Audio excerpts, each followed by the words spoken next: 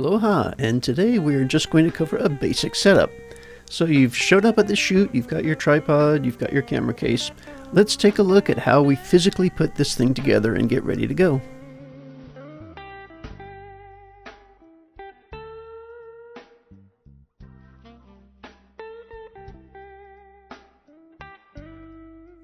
To get the tripod out of the bag, you must first master the zipper. Clearly, this is something I struggle with.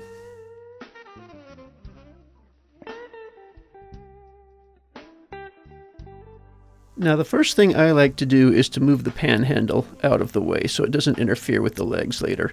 It takes a little bit of loosening. Those are some pretty coarse teeth there, but swing it part way up and then lock it back down. Just because we're in the neighborhood, let me show you can actually make the handle longer or, well, not any shorter, if, whatever will be comfortable for you as a camera operator.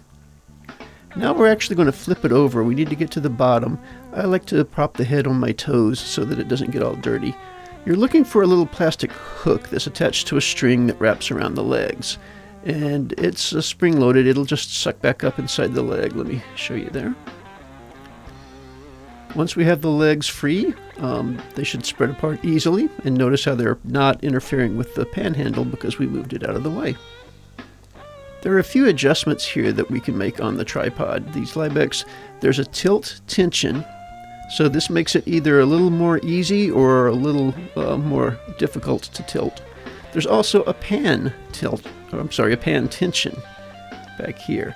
And the same thing, in one position it pans more smoothly and more easily than it does in the other. And this is a user preference, how much resistance you like. On the opposite side there's a tilt lock. When it's tight, you cannot tilt the tripod, it's immobilized. And there's also a pan lock on the front, I rarely use it. So if you're tilting, if you're running the camera, that should be loose. Back on this first right side, this little guy here tightens the camera mounting plate. So right now we just want to make sure it's loose. And let me point out the squishy button. That's going to become important later when you want to take the camera back off the tripod. Alright, so before I get any further, I want to make sure that the tripod head is level. Maybe the ground I'm on is not level. And there's a bubble level here that shows me I'm a little bit off. If you reach underneath the tripod and loosen that big handle, you'll see that the whole head wobbles around. This is called a ball-claw level. So when we loosen the claw, the ball lets it bobble. And we want to put that bubble right in the middle of that circle before we tighten it down.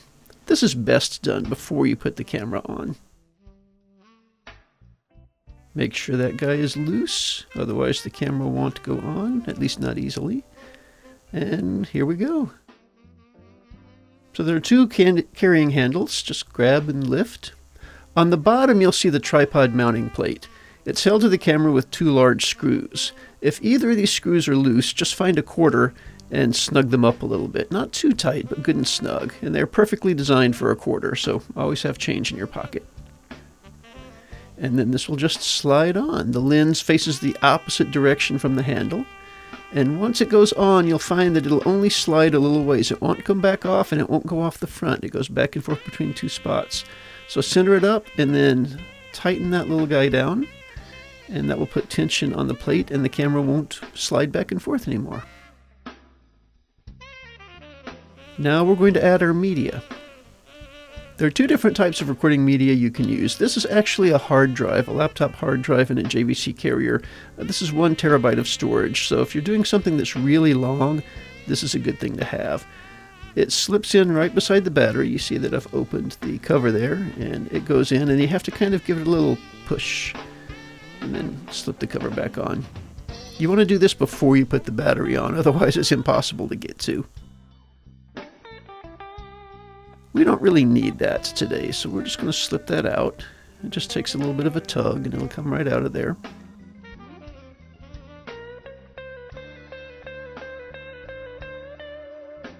Instead, today we are going to work with a traditional SD card. Now this is a 16 gigabyte, that's not as large as you'll probably want. But it goes right underneath the viewfinder here. And you notice there are two slots, so you can actually have two SD cards at the same time. You can record to both, you can record to one and then the other. Just depends on what you want. The battery, just make sure that it's upright. That means the little connections are at the bottom. And it goes straight in and then goes down to lock into place. And it will lock. It won't come out after that. All right. On the lens, there's not actually a lens cap, but there is this shutter mechanism. So when it's closed, like so, it protects the lens. And that's the way it should be while it's in the case. So make sure that you open that. Otherwise, when you power the camera up, all you're going to see is black. Turning the camera on is as easy as rolling that switch up. This camera is as much computer as it is camera, and it takes a while for it to boot up. It's like turning on a laptop. So have a little patience. This will take 30 or 40 seconds, and you'll see the little status lights pulsing as it's in the process of waking up. But eventually, it'll come on, and you'll see the full display on the screen. The screen rotates a number of ways depending on where you're standing and what you want to see. It'll even flip around so that you can record yourself. When it's in this backwards flipped around thing, you can even lay it back against the body of the camera. This is really handy if you're standing beside the tripod. This is actually a pretty good way to drive.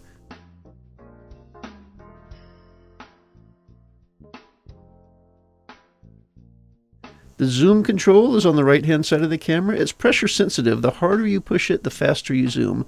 2 record buttons, one right here, one right there. And that's the basics. Now, you don't have to use a tripod. Notice I'm pushing the squishy button here to get it off.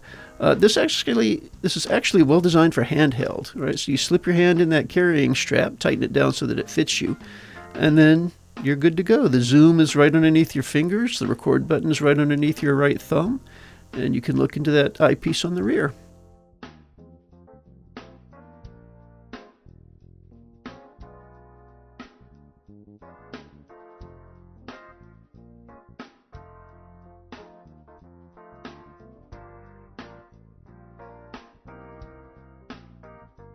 So now your day is done. So we're going to turn the camera off. And again, just like a laptop, just like a computer, it takes a few seconds for it to turn off as the computer shuts down.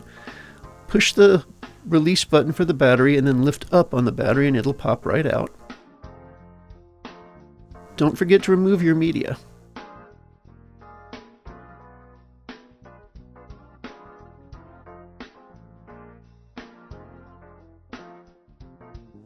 I'm going to close the protective shutter on the front of the lens.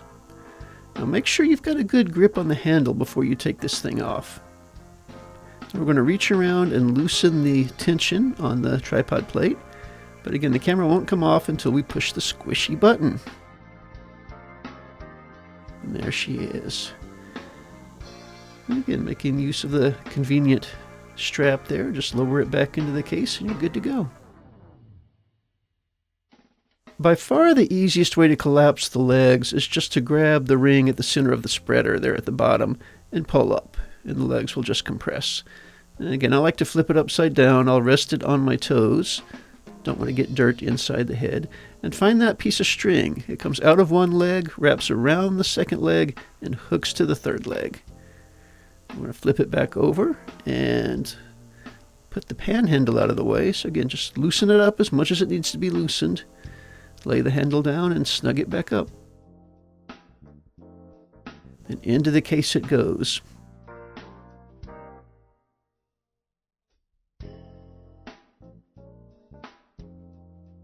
Now there is a correct way and an incorrect way to put it in. With the correct way, the head should be by the handles.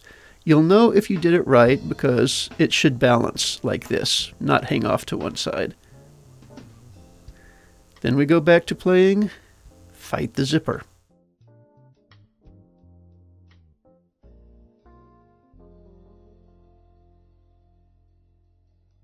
All right, you've done it. Head back to the university and check the camera in.